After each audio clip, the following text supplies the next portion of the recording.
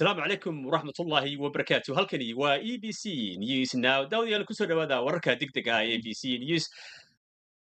war degdega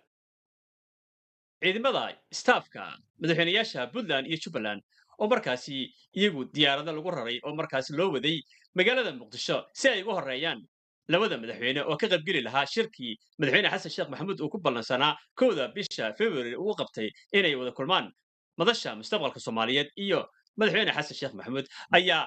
maanta dib loo celiyey waxaana laga celiyey garoonka aadan cadde international airport ee magaalada muqdisho ayaa dib looga celiyey arrintan ayaa waxay kusoo beegmaysaa kadib markii madaxweynayaashu ay iska soo horreysiiyeen istaafkooda oo markaasi ay diyaaradaha iyagu hore u soo saareen haddaba arrintan ayaa waxaa ka hadlay madaxweyne siciid deni oo isagu hadal ka jeediyey meel xaflad ah waxa uu sheegay in arrin xun tahay in istaafkooda dib loo soo celiyo isla markaana ay ka baxsan tahay nidaamka is-aaminaadda iyo nidaamka dawliga ah iyo qiyamka bini'aadanka sidoo kale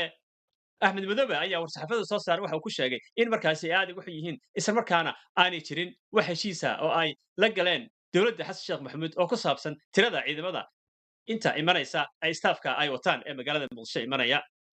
waxaa kaloo ay sheegeen in ay diyaarado kale oo dheeraada oo rakaab ah oo Jubbaland ka yimi iyagana dib loo soo celiyey